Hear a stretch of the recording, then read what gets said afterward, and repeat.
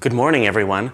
Welcome to another episode of Stories from My Lights. And yes, I did say good morning, for I am doing this moments after waking up and taking a shower, before my tea and copious amounts of caffeine. So if I should seem tired or insane, perhaps a bit deranged, that is the reason why, wink wink. It's not actually the reason why. It just happens to be one of my excuses. Today's story is going to be made up off the cuff, off the top of my head. It may be great, it may be terrible, probably terrible, but let us see what happens in this episode of Stories from My Lights. Ryan ran down the street. To his left, there was an explosion and a building burst into rock and dust and rubble and flew across the street. He ducked under it and ran behind a dumpster and hid. He peeked out from behind the dumpster to see, were there going to be any more explosions? He didn't know what was happening, when suddenly he looked up to the sky, and there he saw the source of the explosions.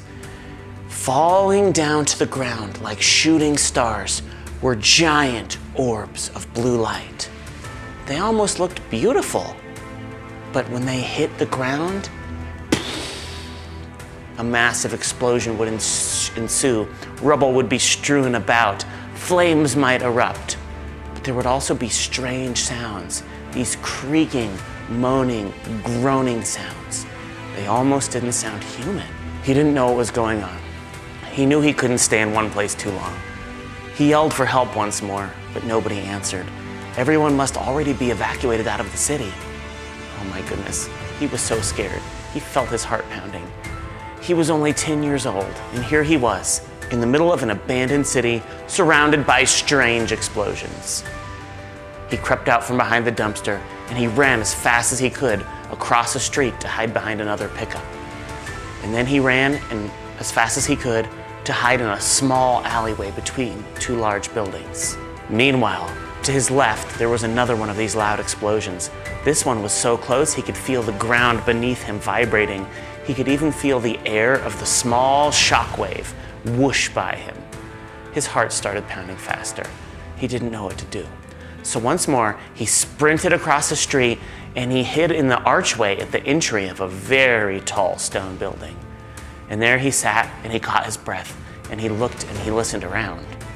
But this time he heard something that wasn't just a strange explosion. It was the sound of a girl. It sounded as if she were maybe 5, 6 years old. She was crying and yelling, "Help! I'm so scared!" Ryan stood there for a moment. He waited to hear a grown-up yell, "I'm coming! I'm coming!" He waited to hear a police siren. He waited to hear the kind of siren that's on a fire truck, or even perhaps a volunteer firefighter or a security guard. But he didn't hear any of those. But what he did hear was the girl's cries for help intensify. In his mind, he said, "Oh, I think I'm gonna regret this." But he sprinted out from the alcove, from the archway of the building he was hiding in, and ran towards the sound of the girl's voice as quick as he could. Now, this part of the city, many of the buildings were already toppled over and nothing but piles of rubble. So he zigzagged in and around ruined buildings. He ran through alleyways that were still standing. He ran across a giant field from one of the few parks that hadn't been totally destroyed. And all the while, her voice got closer. He approached a residential neighborhood, the kind of neighborhood that has big houses, too big if you ask me, with big yards and mature giant trees, 2 cars in each driveway. And this neighborhood seemed to be relatively undamaged. There was one house down the street that appeared to have a smashed-in roof, and there were small signs that there was a fire inside, but it didn't appear to be spreading to other buildings. This was good. He could hear the sound of the girl coming from what sounded like one of the house's backyards. So he crept up, quiet now, because it occurred to him, what if this was a trap? And he peeked over the fence. And there, in a small playhouse made of green plastic, was a little girl. She had blonde hair and a cute flowery dress, and she was crouched down on the ground with her head in her hands, crying and yelling help. Well, Ryan started climbing the fence. As he got to the top of the fence, he saw something. Standing in front of her was the most unbelievable sight that Ryan had ever seen. Its skin was blue and seemed to glow. It had two legs, 2 arms, a very humanoid shape. The head on top of its neck was much too large to be a human's. It looked so big and heavy that it seldom seemed the neck could support its weight, but yet it did. And out of this whole creature emanated a soft blue glow, almost like there was a nearly invisible blue fire covering its whole body. And she sat there. The girl covered her head, screamed, "Help, help," and cried. And this creature just stood. So Ryan looked around. He saw a stick. That wasn't going to do anything against this creature. Ah, there, in a shed that was just across the fence, was the handle of a baseball bat. He climbed over, landed as quietly as he could, surprised the creature didn't hear him because there was still a thwomp as his feet hit the ground. And he grabbed the baseball bat and he snuck up behind the creature. And he took his arms back and got ready to hit it when suddenly the little girl made eye contact with him. And she yelled out, "No, no, don't do it!" And he stopped. And she ran over to him and said, "Who are you? I'm Layla." And Ryan said, "My name is Ryan. What is this thing? You were crying and you were screaming. What's going on?" And she said, "Well, there's these explosions everywhere. And these creatures, they're coming around and they're taking people. They're taking them away. They took my parents away." And Ryan said, "Well, isn't this one of them though?" And she said, No. There was one of these creatures. It's like a robot. It's a giant robot. It looks like a roly-poly, and it grabs you and rolls around you, and then it rolls away. But this thing, it protected me, but then it just went quiet." Ryan walked over to the front of the creature and looked at it. It was like a human, but it had no face. It had 2 antennas. And it stood there silently. And Ryan said, "Has it talked to you?" And Layla said, "No." "Well, what happened when it stopped?" And she said, "Well, it just made a funny noise. It kind of went and then went down." And Ryan said, "Wait, Layla, is this thing a robot?" And she looked at it and said, "It doesn't look like any robot I've ever seen." And Ryan said, "Me neither. Well, let's try something." So Ryan, ever since he was a kid, he had wanted to be an engineer of some sort. And he always loved playing with electronics. His parents had gotten him robotic building kits, all these strange things. So he knew how to splice a wire. So he got a really long extension cord from inside Layla's house. And he flipped a light switch on, and as if by some miracle, there was still electricity. Yes! And before he plugged the extension cord in, he took off the edge of the wire, he spliced it so there was exposed wire. He held it carefully, plugged it in, and took the wire out to the creature. And he said, "Here goes nothing." Truthfully, in his mind, he was very afraid that he was gonna shock the robot, the creature, whatever it was, and it was gonna turn around and attack him. But he took it anyway because he thought this might be the thing. And he touched the wire gently to the creature's leg, expecting sparks to go flying. No, nothing happened, except for the blue flame around the creature seemingly seemed to increase in luminescence. He kept the wire there. And he got tired of holding it, so he found a couple sticks, propped the wire up against the creature's leg, and he went with Layla and sat in her house. And they both just sat there for what seemed like 2 hours, listening to the sounds of explosions all around them. They could sometimes hear the sound of a building collapsing. They could hear the faraway crackling of a fire, which they were afraid would come into their neighborhood, and since all the houses were made of wood, would make a giant mess. But after some time, they did hear a new sound. But this wasn't the sound they wanted to hear. It was the sound of 9 or 10 or 12 metallic legs clacking on the ground. Clink, clink, clink, clink, clink. They looked around, hoping and praying that it would not come over the fence. And they were right. It didn't come over the fence. It burst through the fence in a storm of wooden shards and splinters as a ball. And once it was through the fence, it went back to its roly-poly form. Layla was right. It looked exactly like a giant metal roly-poly that was the size of a large dog like a Saint Bernard or a Great Dane. Well, it paused, and they both held their breath, trying their best not to breathe. They didn't make any noise. And it walked around, sniffing, or seemingly sniffing, because it would go up to something with its head, put its nose up to it, and then stop. It did this to the blue creature, and it made a shrieking noise and backed off. It waited still for a moment, as if it were playing dead or trying to hide. It seemed afraid of the blue creature, which they were now actually starting to think of as some sort of advanced robot. It stayed there for some time. They couldn't tell how long, for they didn't have a watch on, but Layla had allergies, and she held back sneeze after sneeze after sneeze, until finally she couldn't. She sneezed, and with an unbelievable rapidity, the creature clacked its legs over to her, stood up, and exposed its underbelly, which had what looked like a little hollowed out chamber where a person could go, and it reached towards her with its spiked, spindly, pointy legs. But then, as if by lightning, the blue creature was there.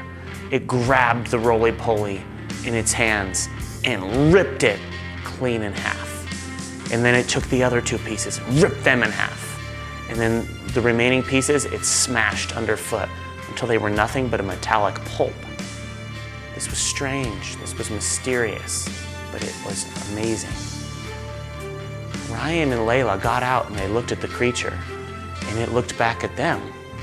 It had no mouth, no eyes, and it just stood there. And Ryan said, "What is your name?" And the creature's head tilted side to side. And Layla said, "Thank you for saving us." The creature seemed to look down, though it had no eyes. There was a strange rippling underneath the surface of the robotic creature's face, like something pushing out. And then suddenly, a mouth appeared, and Ryan heard his own voice say, "What are you?" And Ryan answered, "I'm Ryan." And Layla once again said, "I'm Layla." The creature said, "What species?" "Humans." The creature once again asked, "Where am I?" Ryan said, "Earth? You're in the United States? A city called Karagon?" The creature's mouth disappeared, and it seemed to stay still for a moment. The mouth once again reappeared several moments later, and it said, "Come with me." And it grabbed both Layla and Ryan under its arms, as easy as if they were a bag of feathers. And it crouched down, and then it jumped. Ryan and Layla both screamed as the creature rocketed into the air, faster than it would have been believed. For this were just a jump. They thought maybe it could go 10 feet in the air, 12 feet in the air, given that it was a robot. But it was 50 feet in the air. They didn't know what was happening. Layla looked down and said, "What's going on with its feet?" Ryan looked down too, and around its feet were these strange green circles that seemed to be strobing and pushing them up. And they were going up and up and up. They passed through a cloud.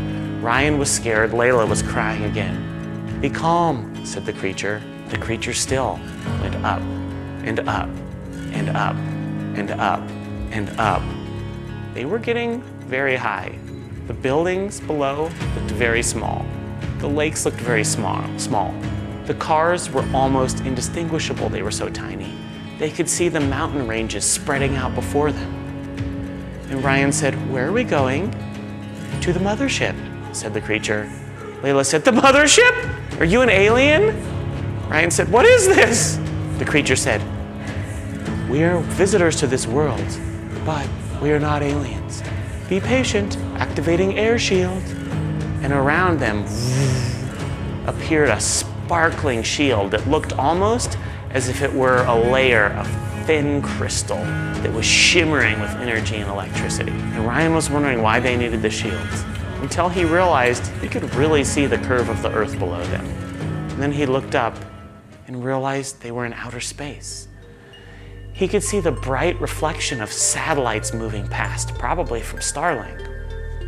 But what shocked him most is he looked up above, and then Layla looked up above, and they both gasped there was a spaceship. The best he could describe it as is it looked like a giant aircraft carrier, the kind that navies on Earth use, but it must have been 1,000 times the size of an aircraft carrier. Going to and from it were small spacecraft.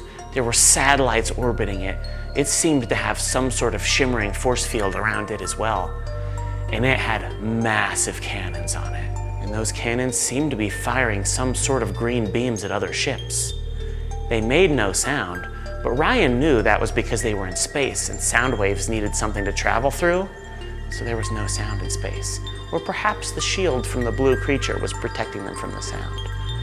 Either way, he didn't know what the heck was going on, aside from this giant ship seemed to be trading fire with some sort of other smaller ships. These ships looked like giant acorns with spiky outsides, and they seemed to be firing some sort of beam back. But for now, those beams were reflecting off of the force field. "Where are we going?" Ryan asked the creature. "To the ship." "Why? What is this ship doing? What's going on here?" "We are currently in a battle with the Xanthians." And Layla said, "What are the Xanthians?" And the robot said, "The Xanthians are a green people that are best described as looking like lizards. These are their robotic weapons." Ryan said, whoa, people that look like lizards?" And Layla said, "What are you talking about? What is going on?" And the creature said, "Be patient, we are entering the ship now." They passed through the sizzling, shimmering outer layer of what best could be described as a spacecraft, a space battle cruiser, and they proceeded to fly into what appeared to be an open hangar or some sort of dock, and they landed, and the force field disappeared, and the blue creature, the blue robotic creature, set both the children down and seemed to deactivate. So they looked around, and all around them there were humans. Regular looking humans. Every color skin, every height, men, women, lots of them. And a woman who had blonde hair pulled back in a ponytail and was wearing what looked like a starfighter pilot's uniform ran over and said, "Children, children, are you from the surface?"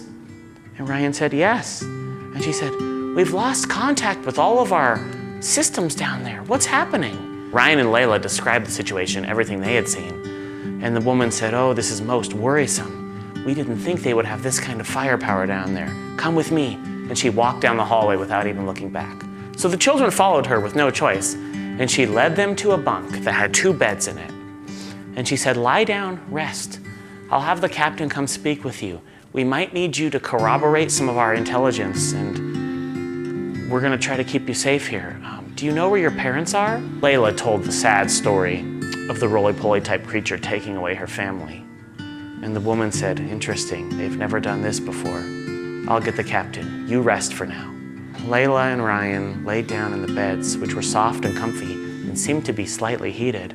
And though too much had happened, Ryan didn't know where his family was. Layla knew hers had been taken. Their city was under siege and burning, and now there seemed to be a war between some sort of spacefaring humans and an intergalactic race of lizard people with robotic technology called the Xanthians.